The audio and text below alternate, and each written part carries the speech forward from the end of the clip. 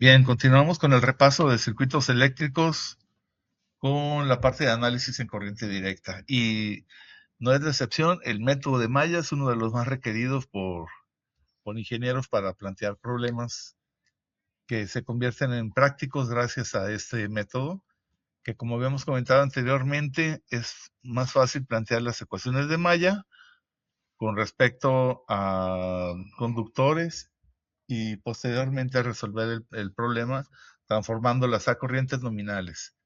En este primer caso, tenemos las siguientes corrientes circulantes dentro o corrientes de malla dentro de las ventanas del circuito. La IA en el lado extremo izquierdo, la IC en la parte de abajo y la IB con esta trayectoria en la parte superior. Si consideramos también las trayectorias de las corrientes, por mencionar las nominales en los conductores, es decir, a lo largo del circuito, la I4 vemos que es igual a menos IB. La I2 de este lado derecho es igual a la menos IB menos la IC. Ambas contribuciones en forma negativa. La I1 es igual a la IA más la IB. Y en la parte inferior, pues tenemos que I3 es la diferencia entre la corriente A y la corriente C. Bueno, en este ejercicio número 15 se nos pide analizar el circuito, es decir, conocer todas las variables, los voltajes en los nodos y las corrientes en los conductores. Para visualizar el método de mallas de manera general, tenemos que la primera ecuación está en color rojo, que se debe a la malla en color rojo dentro del circuito. Es igual a la sumatoria de todos los elementos que tenemos ahí, es decir, 3 y 1, 4, para IA, menos el elemento compartido con la malla 2, que es 1 IB, y tenemos que la fuente tiene polaridad positiva por el lado donde sale la corriente de malla, por lo tanto es igual a 26. En la siguiente ecuación tenemos que, sumando los dos términos, tendríamos 3 IB menos 1 IA igual a menos 12, porque sale en sentido contrario.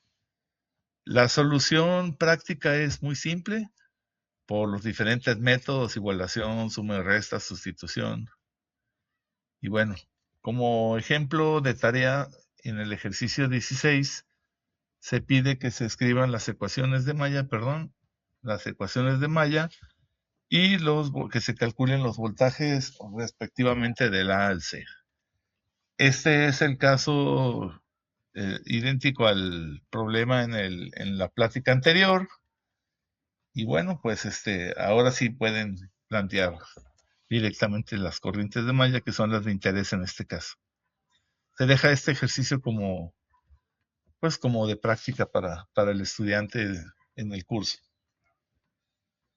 En este siguiente ejercicio número 18, se permite una técnica libre para analizar el circuito y pues puede uno combinar las diferentes técnicas, ya sea de método nodal en el nodo B y en el nodo C, pues funcionaría también muy bien porque tenemos el valor de la corriente de llegada, lo cual limita bastante el problema, o plantear las corrientes de malla en las tres partes del circuito. Una sugerencia sería plantear los dos métodos para encontrar las bondades en cada uno de ellos. Y bueno, este es el último ejercicio de la parte de bases, leyes y fundamentos de circuitos eléctricos.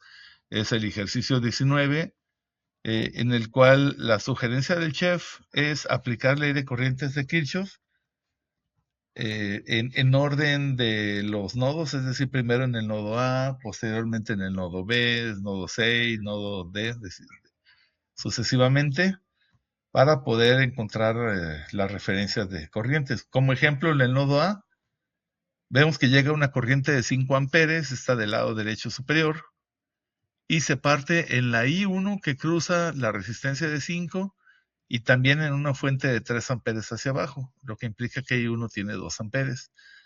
Esto al pasar por la resistencia de 5 ohms va a tener una caída de tensión que van a poder ustedes eh, utilizarla para despejar la pregunta del valor del voltaje en AB, que podría ser en el caso de la fuente de corriente, como vemos aquí en el ejemplo, si es que conocemos el valor de la corriente I3, el cual corresponde a, llegan aquí 3 amperes al nodo B, uno baja 1 amper, y pues obviamente 2 amperes cruzan esta resistencia, por lo tanto, tendríamos en un primer paso, con la corriente 1, encontrar el voltaje entre el elemento A y D, y con la corriente 3 encontrar la caída de tensión entre el elemento B y C.